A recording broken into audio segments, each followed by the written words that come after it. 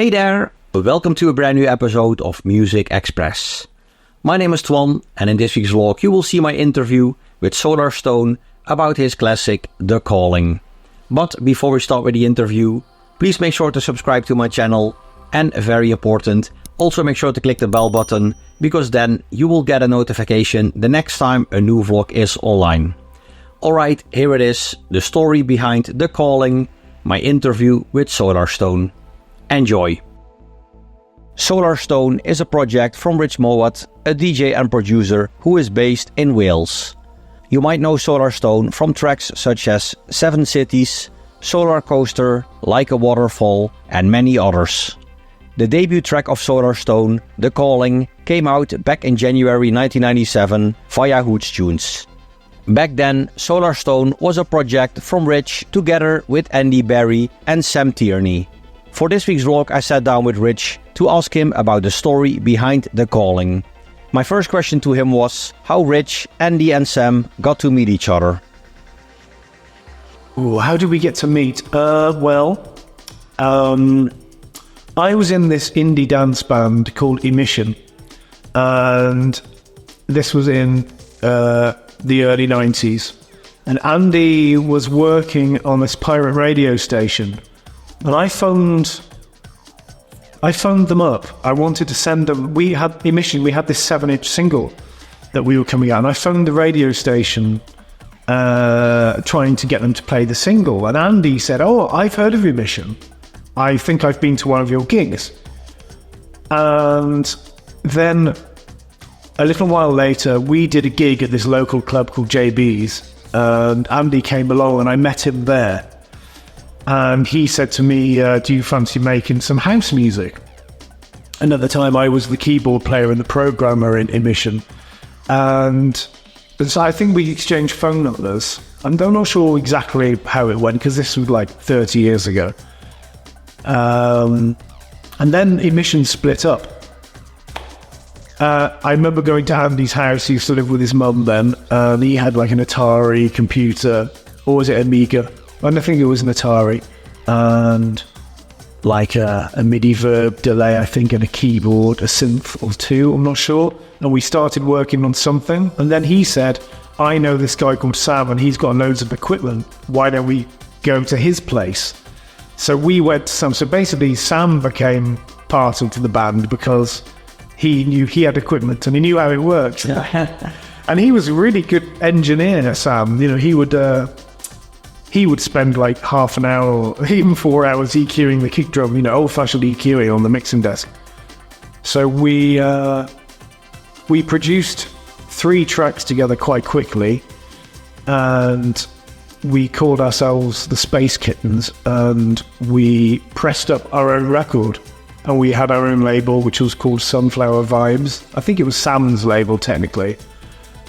He'd released a couple of records previously. Me and Andy hadn't released anything. And we released this EP, and Pete Toll got hold of a copy, and he played 2 tracks from it on the Essential Selection. This was in 1995. Mm-hmm. And he played 2 tracks, and we couldn't believe it. I mean, back in those days, a play from Pete Toll on the Essential Selection was Yeah, and then the phone started ringing. We had labels calling us, wanting to license the tracks from us, one of which was Hooj Choons, who we said yes to for one of the tracks, which was called Storm, Space Kitten Storm. And they licensed that from us and put out 2 12-inch singles in 1996. And there were 4 mixes. I can't remember who did the remixes now. Oh yeah, there was Pete Bones, who did a track called The Shaker. Who was The Shaker? They did a track called Mooncat, which was amazing. He was one of the guys who wanted to license the track, but we went with Hooj. So he did a mix of Storm, and there was we did a Kittens 96 mix. So there was the disco mix, and then the Kittens 96 mix, and there was one other artist who did a mix. I can't remember what they were called. It was Aquarius. Yeah, might have been Aquarius. So there we were, the Space Kittens. We had labels asking us to do remixes, like Paul Oakenfold got in touch. We did some mixes for him, for Perfecto and Perfecto Fluoro. We did mixes for XL recordings. We did Jimmy Somerville, Grace, all kinds of stuff. Yeah. Lisa Moorish. And then I think what happened was I came up with this idea for a track, with the Enya sample in it. And at home in my studio, it was called Dream World, I think. And I had a kind of rough demo, and I played it to Andy and Sam, and then we produced that into what became The Calling. Mm-hmm. And that was the first Solarstone single on Hooj in 97. Yeah, I think the promo came out late 96. Yeah. Retail release January 97. Yeah, and it was number one in the club chart. Oh, that's a Mix Mag club chart, yeah. Oh, nice. And we had Essential New Tune on Essential Selection. Oh, man. Which is insane thinking about it. So I don't think Pipe Piton would even listen to one of my tracks. So the track was produced in the studio of Andy? In the studio of Sam, yeah. That was in his bedroom at his dad's house. He lived with his dad, just him and his dad. Yeah. And he had this bedroom, and it literally was a single bed in here. The rest was equipment. Equipment stacked up all over the place, and it would be filthy in there. Yeah. You know, but bottles of Bud, KFC wrappers, and Rizzler. Yeah. And we were just smoking weed the whole time, drinking Budweiser. Me and Andy would sit there throwing ideas at Sam, and Sam would be engineering it. He knew how to use Cubase on the computer, and he knew how to EQ, and he knew how all these synths worked. So that's kind of how we went for a couple of years. Yeah. Maybe 18 months, a couple of years. Yeah. So do you recall like which equipment we've used for this track? For The Calling? Yeah. God. He had a 101. He had a Juno 2. We would have definitely used all of these. He had a 909. He had the Akai S3000 sampler, which I've actually got now. Oh, you still have it? I've got it, but it doesn't work. Oh. We had we had a bass station, the keyboard version. We had a bass station. He had a Pro 1. I don't think we used that though, because it kept going out of tune. The main instrument we used was the sampler. Yeah. We used that from everything, really. Anything we came up with, Sam would sample it in, and we would play it through the sampler. Yeah. So what was the most difficult part of the production? It wasn't anything difficult. It was all very, very enjoyable. It was very epic production. I remember the breakdown was enjoyable. It was great, yeah. I mean, I remember that thing came off the 101. And the Enya sample. And the strings. Where did the strings come from? Oh, he also had a JX as well. Roland JX, but we didn't use that on the call. I think it was quite a complex track. Yeah. I think Sam had spent quite a lot of time EQing it. Yeah. In terms of the arrangement, I think the arrangement we definitely would have spent at least a month on it.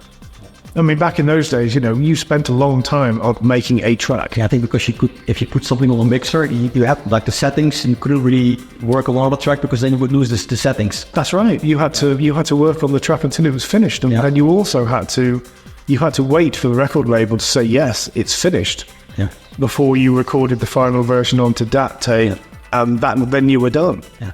And you guys had like two versions, so there was like the Still Waters mix and the Inner Peace mix. That's right, yeah, there was a breakbeat mix and a 4/4. I think the 4/4 mix was done first. That was I'm not even sure which one was which actually. I think it was the Still Waters mix. The 4/4 mix I think was done first, and then I think we did the breakbeat mix second. Yeah. And the label liked it like straight away.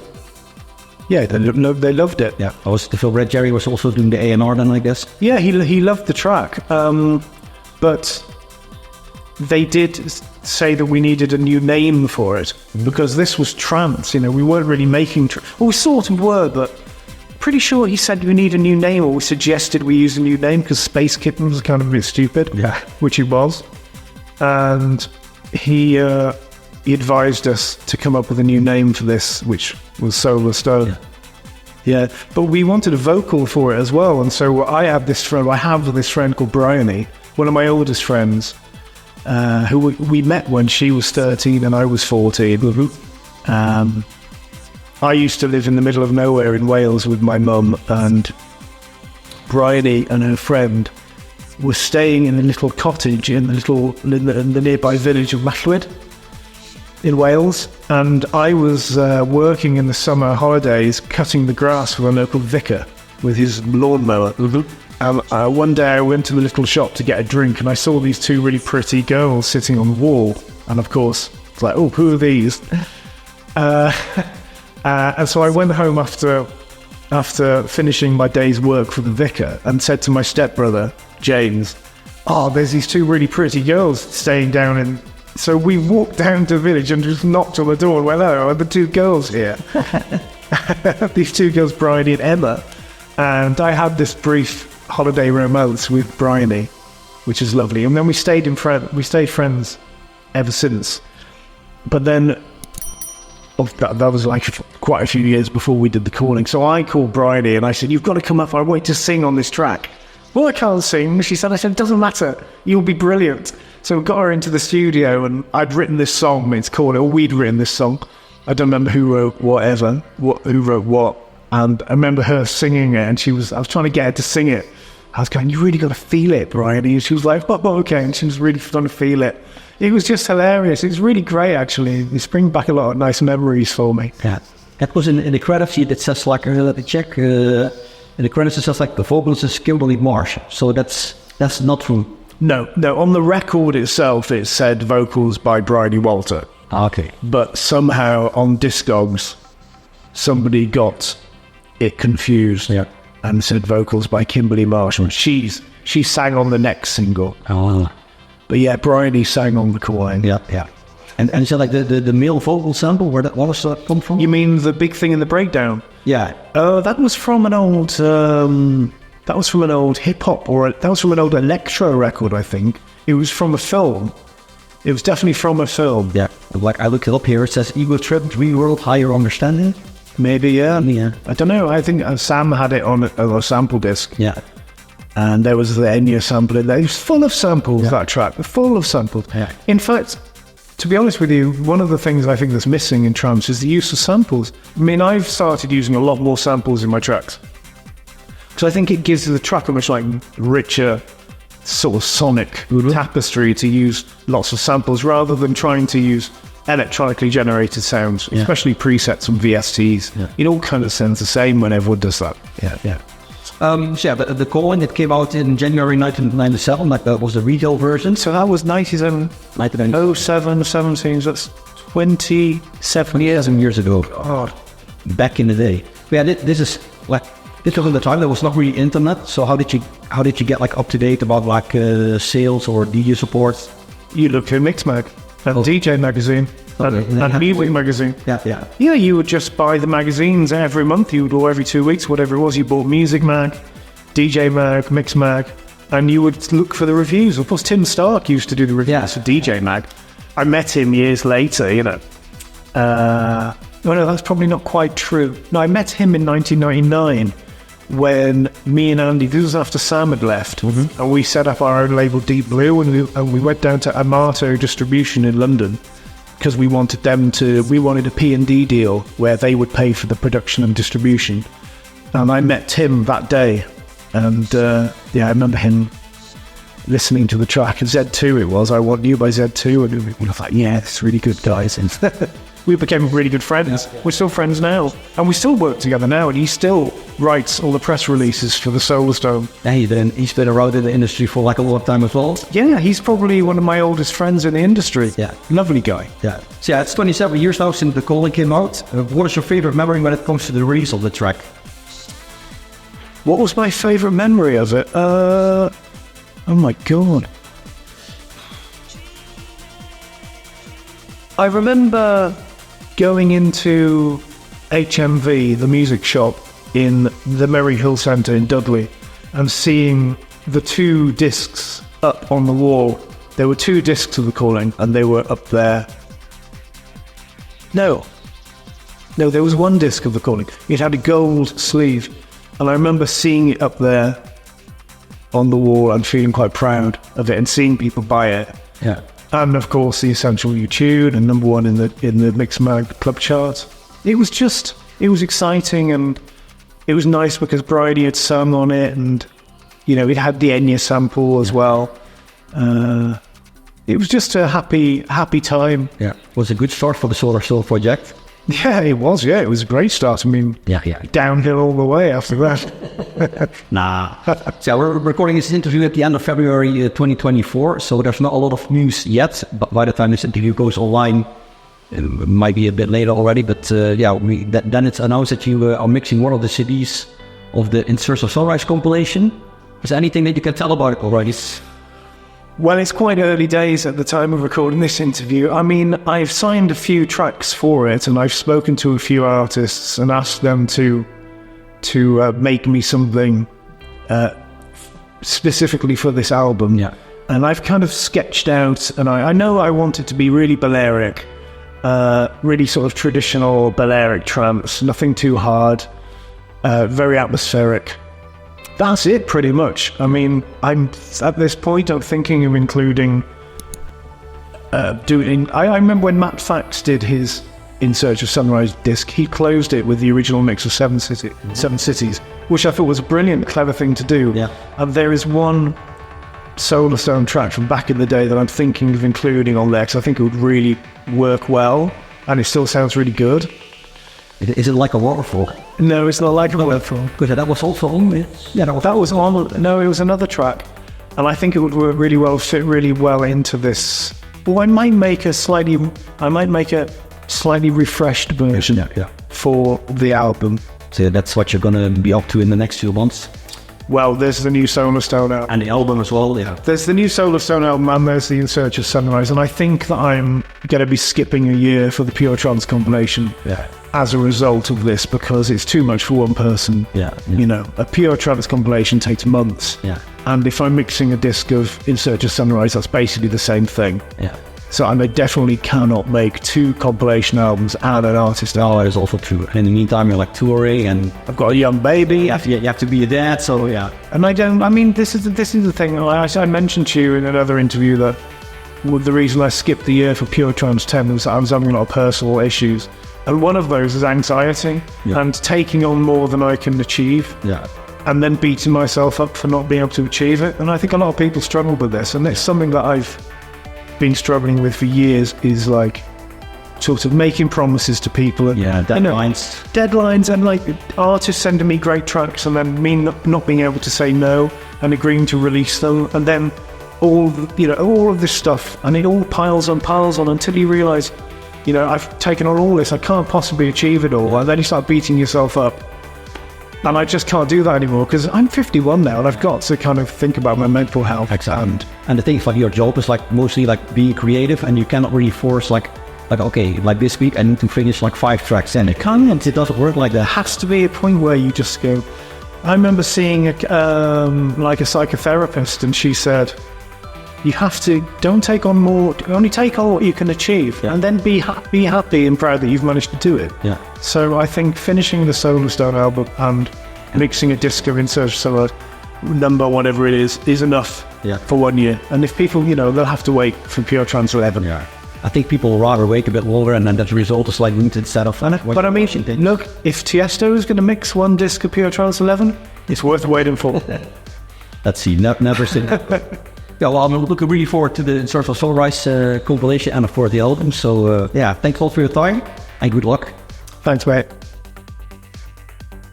Alright, that was it. This week's vlog, the story behind The Calling, my interview with Rich, aka Solarstone. Rich, thanks a lot for your time, much appreciated. Thank you for watching, I hope you enjoyed the vlog. If you did, make sure to give this video a like, leave a comment in the comment section below, and very important, make sure to subscribe. Also make sure to click the bell button, because then you will get a notification the next time a new vlog is online. And in case you missed it, I did 2 more interviews with Solarstone. Those are online already. In the first one we speak about his classic 7 Cities, and in the second one we spoke about Third Earth, which is another big classic he did together with Scott Bond. So make sure to check them out. Once again, thanks for watching, and until next time, bye bye.